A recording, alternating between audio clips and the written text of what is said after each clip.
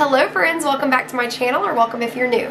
In today's video, it will be the long-awaited first project with Thunderbolt laser. You guys, I've been so excited to share more with y'all. This laser is so awesome, and it's been so crazy with the shop and work and everything in between. So I knew that this weekend I wanted to make a video with this bolt. And so I wanted to make some custom ornaments for my own tree, my Christmas tree. We are always making ornaments for our business and for gifts and everything else, that I wanted to make some for our tree.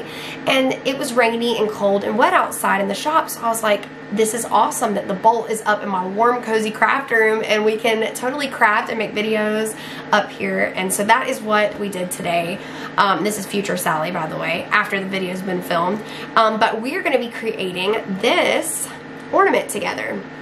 So I'm sure you guys have seen these ornaments going all around online as the family names, and it's in the shape of a tree and the year on the bottom, and it's just so cute. So I wanted to make this with you guys, so I show you guys the behind the scenes on Lightburn, how to use the designing on there to create something like this to cut on our Thunderbolt. And I show you the whole process. I show you how to get a test material card and use it on your laser so that you can kind of dial in your settings and figure out what works best for your laser. We do our first cut, so I show you like the first impressions of that and how it went and everything in between. So if you guys are interested in seeing this video and seeing how this baby cuts, then just keep on watching and we will craft this cute little ornament together. Let's go. Alright y'all, so here we are in Lightburn getting everything set up to run our very first project with the Thunderbolt. So anytime you get a brand new laser, you're going to want to set it up with whatever software that you're going to be using. So I already did that. I have my Thunderbolt set up in Lightburn, and I'm not going to go into details on how to set up your laser with your software just because I feel that Thunder already has some really great explanations and videos and things on their site explaining how to do that. So I would follow their lead on that. And another important thing I wanted to mention is don't forget to import those little numbers that you get on that gold card that comes with your laser. Those numbers are very specific to your laser, and they're called the reverse compensation settings. And if you don't import those numbers into your software, then your cuts might be off and your engraves might look a little bit wonky. And how you find the place to import those settings is Edit and Device Settings, and that's where you import those little numbers that you get. And Thunder, like I said, they have some great details on that on their site. So once that's done, you should be good to go. Everything should be all good and set up with Lightburn and your laser.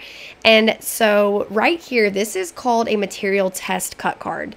And I love to run these anytime I get a new type of wood that I'm not used to using or a new laser.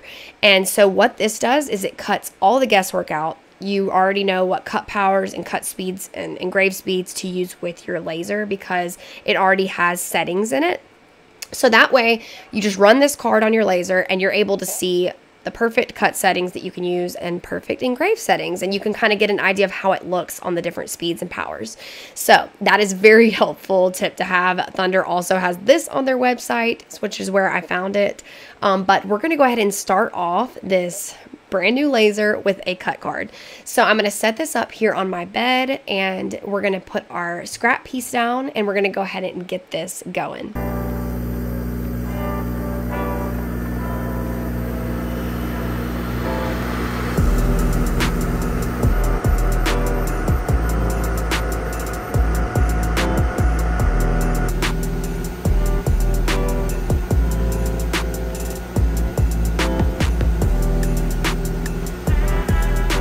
Alright, so we're back here in Lightburn, and I'm going to show you guys how to make a custom ornament using some designing in Lightburn. So I don't know if you guys have seen those really cute ornaments that are kind of going around all online right now that have the family names in the shape of a Christmas tree.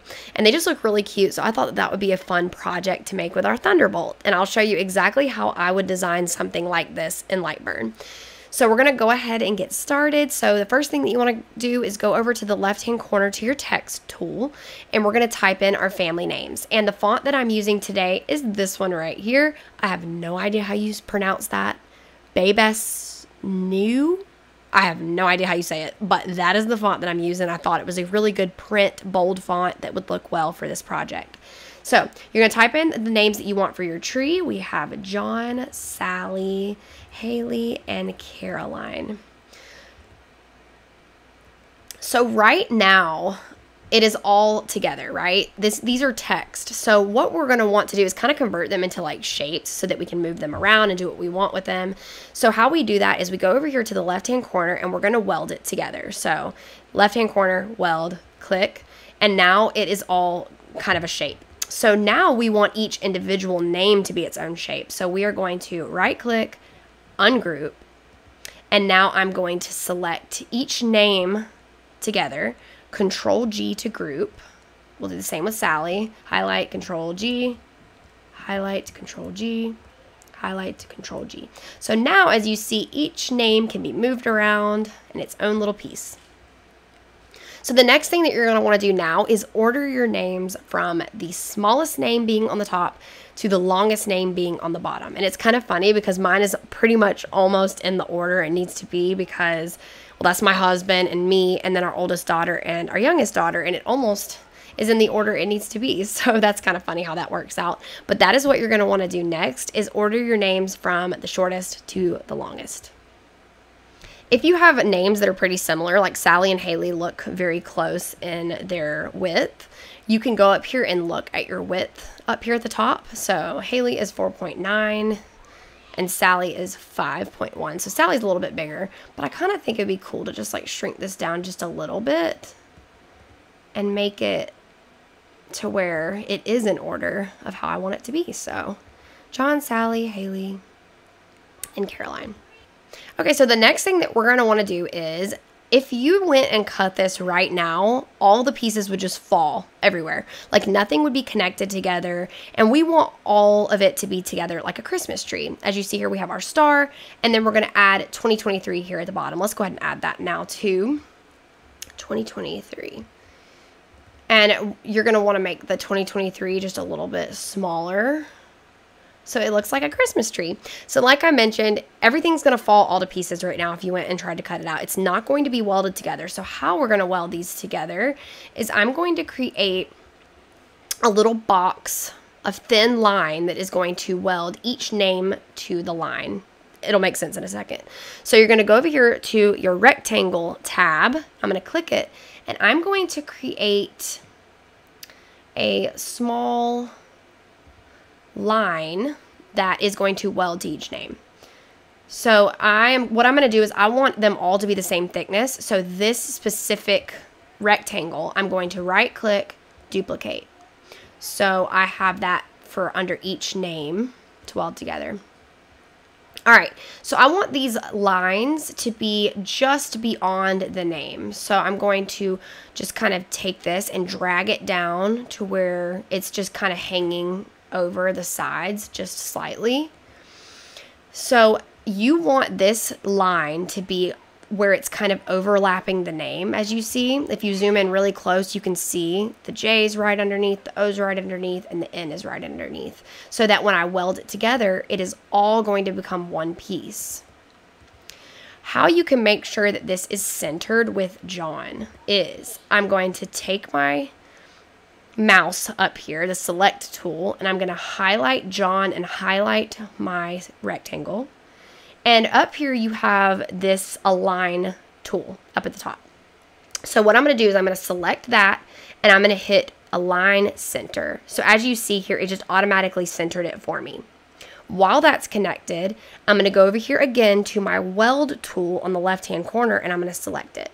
So as you see now, John is now one piece. If this cut out, it would be all together and nothing would fall all to pieces. So now I'm going to do that with Sally and Haley and Caroline.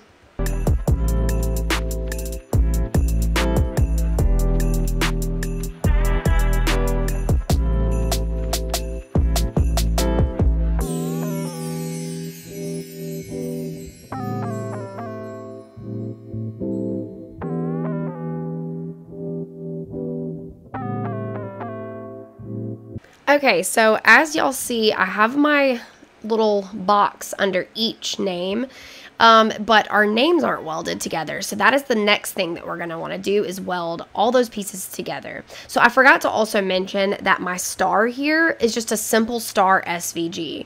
And if you want to just go to Google and type in star outline, you can go into Google and get a star, and you can actually trace it in here if you just want a simple star. So that is another thing that you can do as well. But I just got this as like just a star SVG. And you can just import it by going to File and import your SVG into your software. So I just wanted to mention that just in case you weren't sure how to get extra elements into your software. So now I'm going to go ahead and zoom out a little bit. And I'm going to group or center everything first. So starting at the 2023, we're going up to the star, and I'm going to go up to the top align tool again and center. So now everything is centered. I just need to weld it together. So I'm going to start with Sally and kind of jump it up to John and go down slightly. And I'm just going to make sure that everything is where it needs to be to where it will connect. And I will go center it again before I group everything. So we're just going to slide Caroline up. Okay, once everything is kind of where you want it, you see that all the pieces are overlapping. We're going to highlight it again, go over to your left-hand corner, and weld. So now, if I cut this out, it is going to be all one piece. Nothing is going to fall. It will all be connected into one piece. And so the one thing that we need to do now is size it down. So I want this to probably be about 5 inches tall. So up here at the top where it says height, I'm going to go shrink it down to 5 inches, enter. And as you see here, it had the width automatically proportioned to the height because we have this lock here. If you did not have it locked down, it would be all crazy looking. So just make sure to lock that down if you want it to stay proportional. So last thing that we want to do is make it to where we can hang it on our tree with twine. So we're going to add a little area here at the top of the star. I'm going to get the circle tool here, shift, like hold down shift, and then drag out your circle. And I'm going to change the size to about 0.24. And that's like a good width for twine. So I'm going to put it right here. I'm going to right click again, duplicate, go over to the left hand corner where you see this offset button, click that, and it's going to kind of offset another little circle here. You can play around with this if you want, but I think 0.060 is a good width I want here, so I'm going to click OK. Now I'm going to highlight this, and I'm going to try my best to kind of center this up with my star here.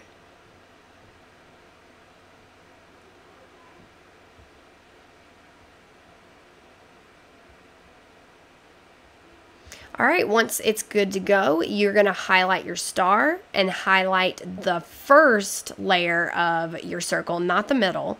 I'm going to go over again, and I'm going to hit my weld button. And now I have a way to hang it on my tree. I'm going to go ahead and highlight this now with the middle circle and group it again. So now we have our little ornament, and that is all it takes, you guys, to design a custom family name ornament, and I think it's going to be so cute. All right, y'all, so once you got your scrap piece put in your laser, just remember to set wherever your ornament is on your digital bed to your actual bed, so that way that you have it set up to where it needs to be. And remember that that card that you used, to the material test cut card, you go and find a setting that works for your type of wood and your laser, and then we are going to go ahead and set that up to cut, and let's see how it turns out.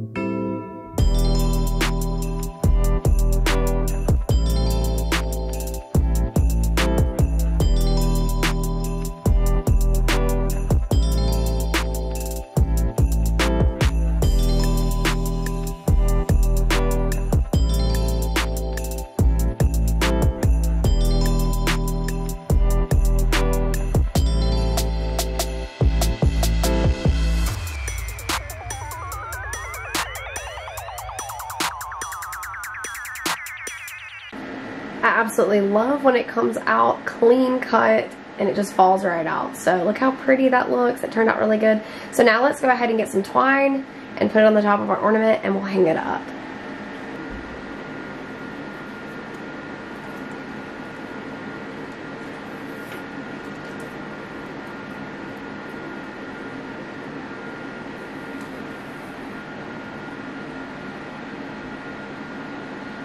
So this is obviously our craft room tree, but since we're already upstairs, we'll go ahead and hang it up here for display purposes, just to see how it's gonna look. Oh, I think it looks really cute. And you could totally paint it if you want to. You could spray paint it, or you could just leave it natural. I think it honestly would look good both ways, but I really like it natural. I think it looks adorable. Alright, you guys, so that was so much fun making this custom ornament with y'all and showing you kind of some behind the scenes on Lightburn and designing a little bit and the whole process. So to me, let's backtrack a little bit. I think that this, from start to finish, this whole process has been really great with this laser. The whole getting it installed on Lightburn was super easy, just like any other laser. The material test card was extremely helpful just because I went from 130 watt lasers to this laser, which was completely different. So I didn't know what to expect in terms of speed, settings, cut settings, all that stuff. So that was really helpful. So I definitely recommend that to any of you guys. If you are coming from another laser or you've never had a laser, try that test card out and kind of get a feel for your laser settings and see what will work, so you're not wasting your time on a bunch of material figuring out what will look best and all of that. And the whole cut process went great. I mean, as you see, it just lifted right out of the wood. It was great, and that material test card was definitely the help to that. And as you know, you might have seen, there was a little bit of soot on it, which any laser will have that. So you can minimize that by just dialing in your settings. So it's something that you just need to play around with and mess around with until you get a setting that you're comfortable with. But to me, it looks great. I'm like extremely impressed by this. And the process of having the laser up in my craft room was a big pro to me, just because I am in the comfort of my own home, cozy, and not having to go out in the cold rain. So that was nice. The laser itself, super quiet. It was running like super quiet, didn't affect anyone else in the house. I love that the chiller, there's no chiller, and that the air compressor and everything's built into this. So that was really cool and nice. I didn't have to deal with going and turning the air compressor on, draining air, or draining water out of the air, any of that stuff. So that was awesome as well. Like I mentioned in the last video, it fits a 12 by 20 sheet of wood. So I went out in my bigger lasers and cut a bunch of 12 by 20 and have a little stack in here. So that fits perfectly in there, and you can make a ton of ornaments.